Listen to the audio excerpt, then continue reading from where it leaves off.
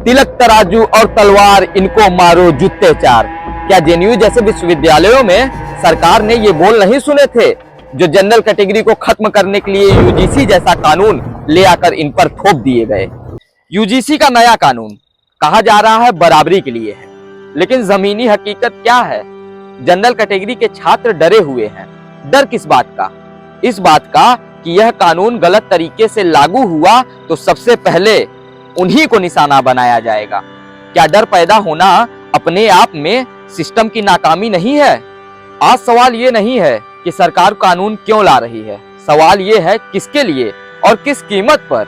एक तरफ मंच से नारे लगा रही है कि सब एक समान है, सब एक साथ हैं, खासकर हिंदू समाज एक रहे, और दूसरी तरफ यूजीसी के नाम पर एक ऐसा कानून जो देश के बड़े वर्ग के मन में डर भय पैदा कर दे। अगर सवाल पूछना गुनाह है तो हाँ, आज हम गुनहगार हैं। सरकार कहती है भेदभाव खत्म करना, लेकिन सवाल ये है क्या बराबरी का मतलब एक वर्ग को पहले से अपराधी मान लेना है?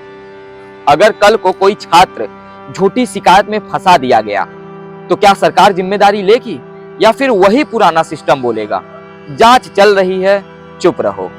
आज जनरल कैटेगरी कह रही है हमें कानून से डर नहीं है, हमें गलत इस्तेमाल से डर है, हमें सुनवाई न होने से डर है। और यह डर यूं ही नहीं है, इस देश का इतिहास गवाह है। यहाँ कानून कम, दुरुपयोग ज्यादा हुआ है। अगर यह डर गलत है तो सरकार खुलकर भरोसा क्यों नहीं देती? तानाशाही की पहचान ये नहीं कि वह डंडा लेकर खड़ी हो, तानाशाही की पहचान है कि वह सवाल पूछने वालों को देशद्रोही, जातिवादी, अराजक बता दे। आज वो छात्र सवाल कर रहे हैं, उन पर लाठी, नोटिस और बदनामी क्यों? क्योंकि उन्होंने कहा हमें डर लग रहा है। क्या डर जताना अपराध है? चुनाव के समय कहा जाता है हिंदू एक रहें, बटे नहीं, लेकिन नीति बनाते वक्त ऐसे कानून जो समाज को अंदर से बांट दे।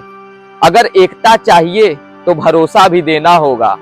एक हाथ में संविधान और दूसरे हाथ में भय, तो ये कैसा न्याय है? सरकार से सीधे 3 सवाल।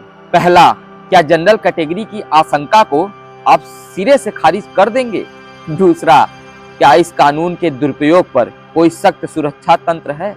और तीसरा और लास्ट, अगर कोई निर्दोष फंसा तो क्या उसकी जिंदगी लौटाई जाएगी?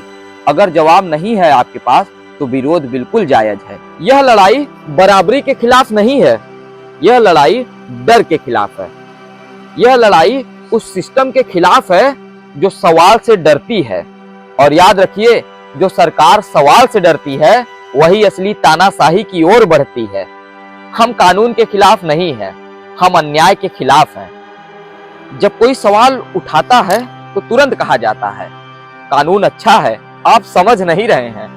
अरे साहब, कानून किताब में अच्छा हो सकता है, लेकिन जब वही कानून गलत हाथों में आ जाता है तो वह अन्याय हो जाता है, हथियार बन जाता है। इतिहास गवाह है, इस देश में कानून से ज्यादा कानून का डर इस्तेमाल हुआ है। आज छात्र सड़क पर है, पोस्टर हाथों में है और आंखों में सवाल है, लेकिन सवाल में क्या मिल रहा है? लाठी, नोटिस और धमकी पे धमकी।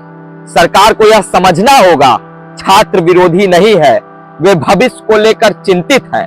अगर आज उनकी आवाज दबेगी तो कल लोकतंत्र की बारी होगी।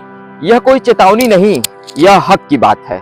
अगर सरकार सच में बराबरी चाहती है तो उसे डर मिटाना होगा, सवालों को कुचलना नहीं। क्योंकि जिस दिन कानून से ज्यादा कानून बनाने वाले पर सवाल उठना बंद हो गया, उस दिन समझ लेना लोकतंत्र सिर्फ नाम का रह गया है। हम एकता के खिलाफ नहीं हैं, हम दोहरी नीति के खिलाफ हैं। हम कानून के विरोध में भी नहीं हैं, हम कानून के गलत इस्तेमाल के विरोध में हैं।